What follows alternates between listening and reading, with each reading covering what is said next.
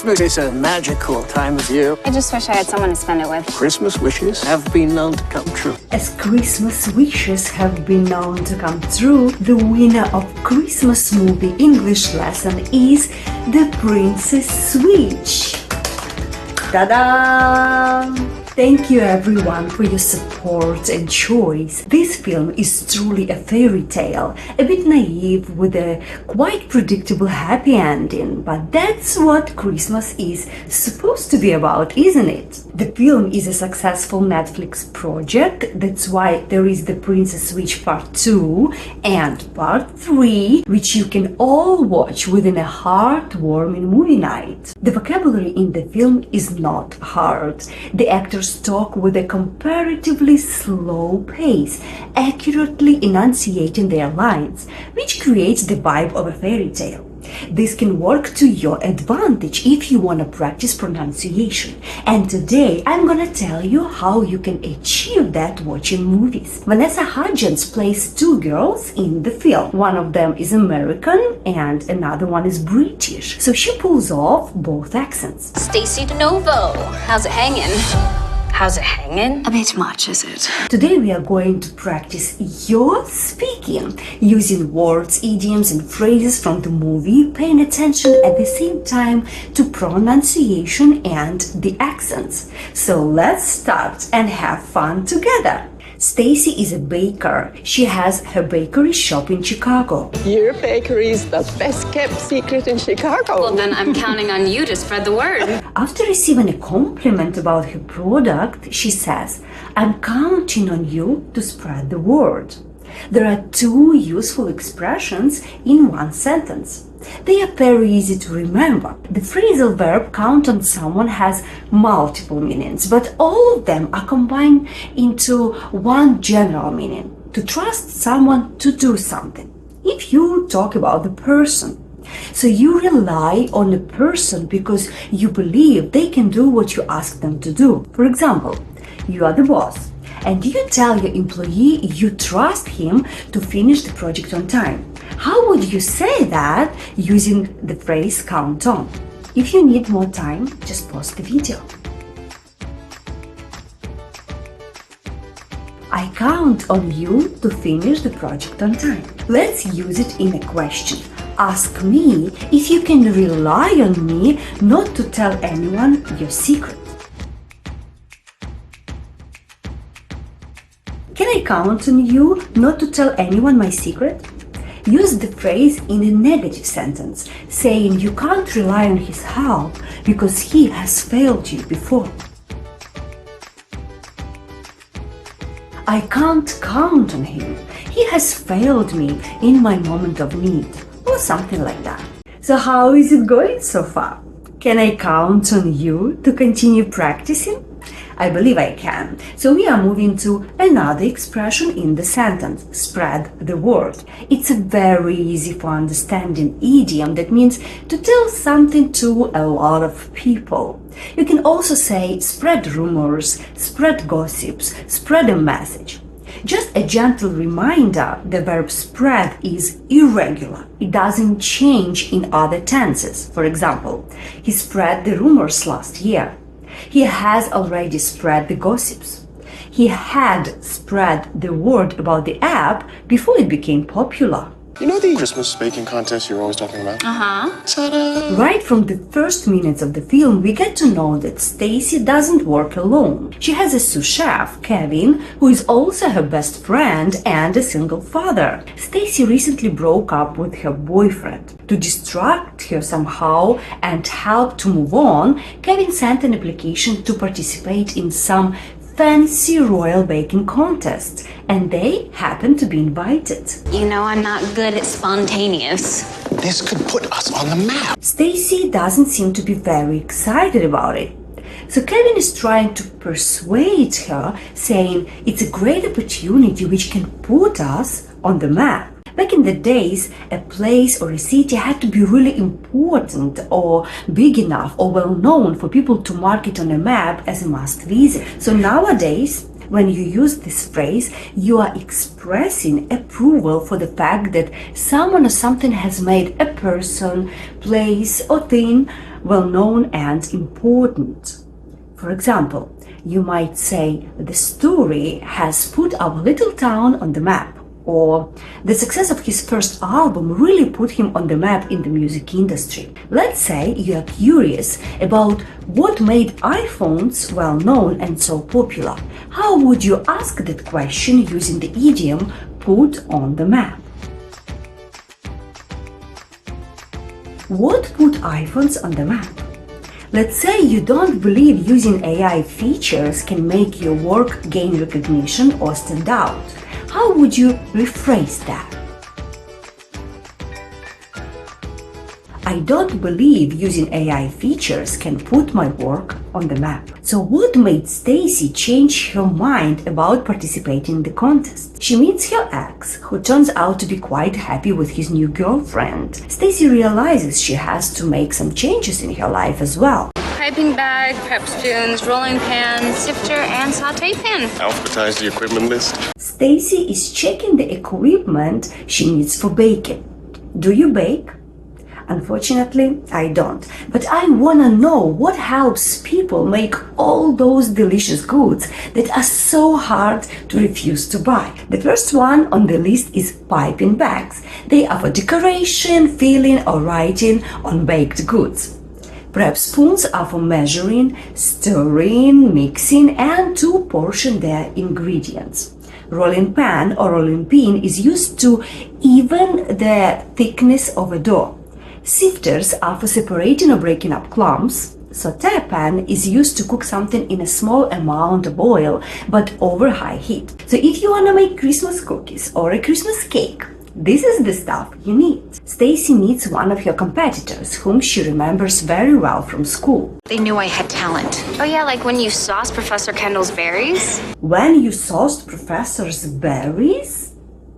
I don't know why, but this slang expression sounds very dirty to me for some reason. It's not a very popular or widely used expression, but I think it's used in the film because it relates to cooking.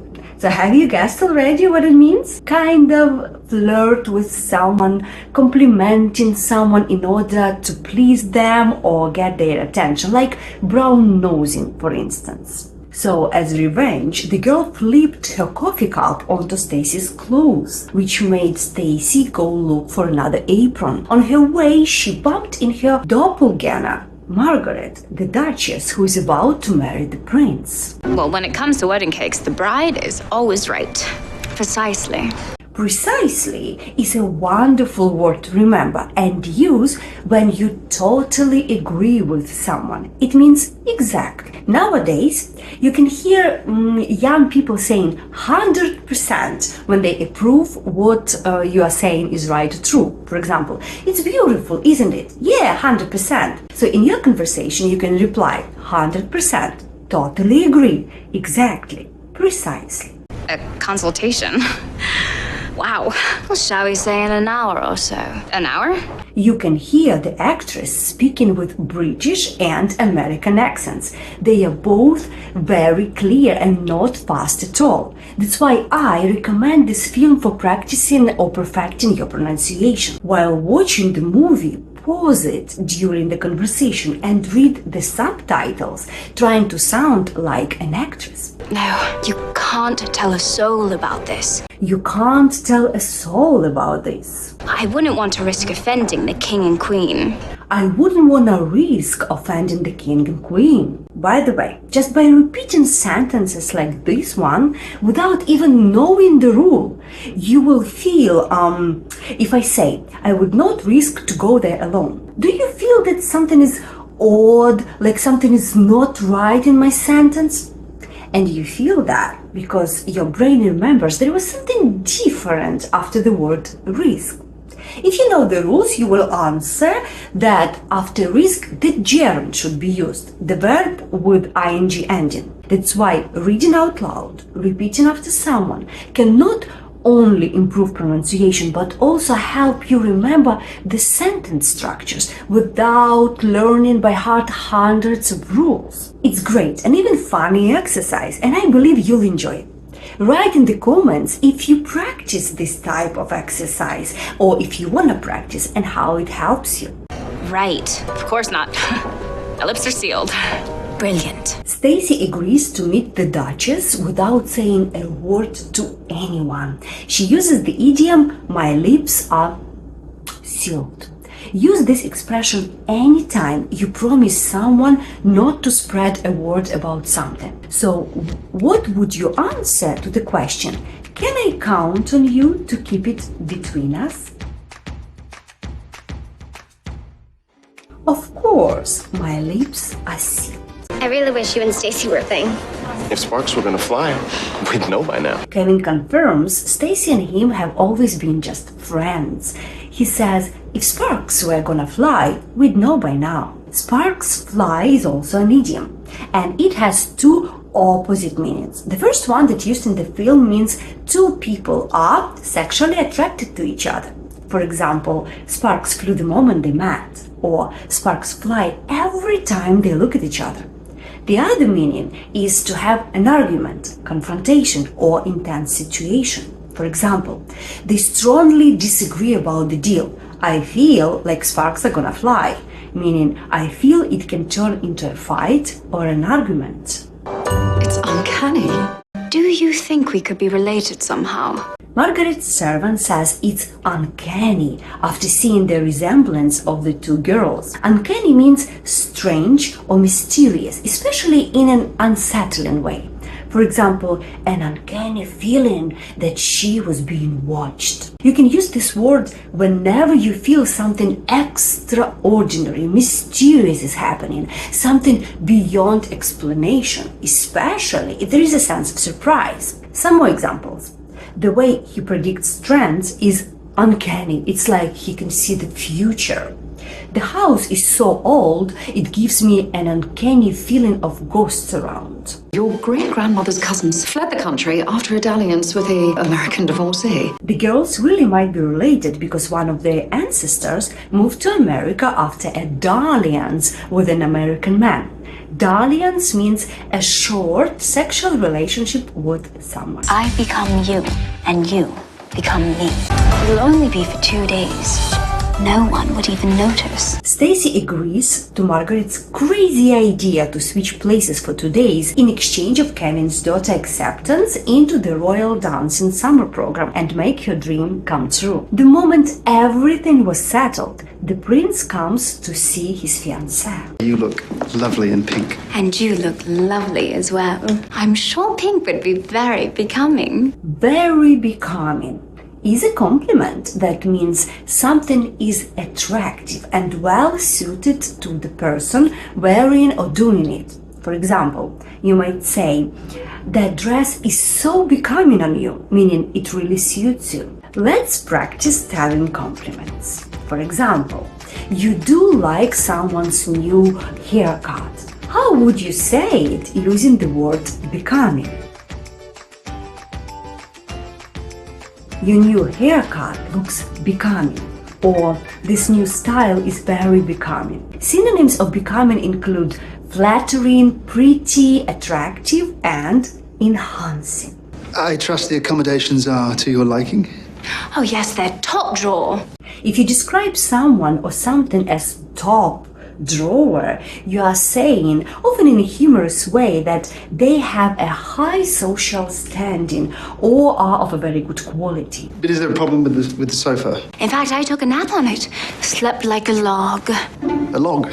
Sleep like a log is an American expression which means to sleep very well and not being disturbed by anything. The prince seems not to be aware of that expression, which shows us the difference between American and British English, that sometimes even native speakers do not understand each other fully. Is that a haircut? Yes. Just out of the blue. I've known you 12 years. You do not do out of the blue. Margaret arrives to meet Kevin. Out of the blue is without warning, unexpectedly, not planned. For example, she phoned me out of the blue. It's getting late. I better catch some Z's. Good night. Catch some Z's? We understand that catch some Z's means to go to sleep or get some rest. But why does Kevin look so puzzled to hear it from Stacy? It is an informal American English slang expression and used mostly in media, cartoons, or songs. It describes a picture of someone sleeping with the letter Z above their head. Before going to bed, Stacy checks Margaret's wardrobe, but gets interrupted by the prince, who is surprised to see her in a nightgown and wearing a hat. Our code of etiquette was drafted by a rather fastidious attorney. Our code of etiquette was drafted by a rather fastidious attorney. I will paraphrase it for a better understanding. Our code of etiquette was written by a very attentive to details attorney. So why she didn't say was written, but said was drafted? Because the word draft means to write the first version of a document, story, essay, mail. So this document can be corrected or changed later. That's why, for example, if you don't finish your email, it is saved as draft. Fastidious is someone very scrupulous about something, like a perfectionist who wants everything to be perfect. If you know someone like that, now you know how to describe them. In the morning, Stacy has breakfast with the king and queen and behaves really weird. I've been talking with Chef about the menu for the reception. Prithee tell. Prithee is an archaic word used mostly in 16th century, in Shakespeare time. It means please. Keep a close eye on the Duchess. She seems, different? The king became quite suspicious about the Duchess. Would you like to borrow mine? No, I wouldn't want to impose. He wants to find out whom she's been calling, so he offers to use his phone. Stacy says, "Oh, I don't want to impose." It's a word of level C1 and often carries a slightly negative connotation. She means, I don't want to bother you. I don't want you to do something that might be of inconvenience to you. Or I don't want to force you to do something because of my position. So from my paraphrasing, you understand that this word means to force someone to do something, make someone obey a rule, a law, or put someone in an inconvenient position. Let's see some examples. A few years ago, Canadian government imposed new taxes on luxury items. The word impose in this sentence tells us Canadians have to obey something they don't really like. No one asked their opinion and they were put in an inconvenient position. Another example. Parents should avoid imposing their career expectations on their children, meaning avoid forcing the kids to do something they don't like or don't want to without even asking. So let's practice. Use the word impose saying the following.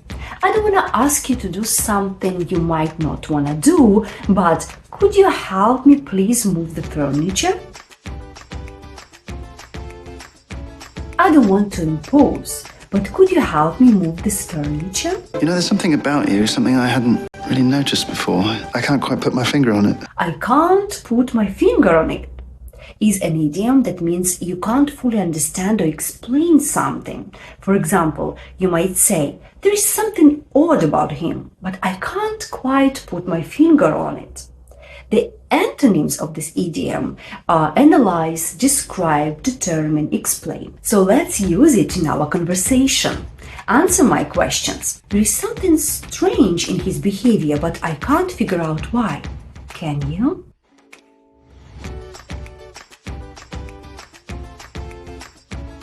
You can say, no, I can't put my finger on it. Unfortunately not, I can't put my finger on it. Neither can I can't put my finger on it. Something feels off. Do you know what it may be? I don't know, I can't put my finger on it. Kevin can be so immature. He's very endearing. Stacy and Margaret are talking about their adventures, and Margaret mentions she's not following Stacy's schedule and enjoying her time with Kevin, whom she calls endearing. The synonym to this word is adorable, someone who is easy to like, adore, admire, because he's kind, nice, and handsome. We're going sightseeing tomorrow. Wait, but that wasn't in the schedule. Well, we threw out the schedule. Why would you throw out the schedule? You can hear two ways of pronouncing the word schedule. Schedule is a British way, and schedule, which I personally prefer, is American. The more time Stacy spends with Prince and the more time Margaret spends with Kevin clearly make things complicated.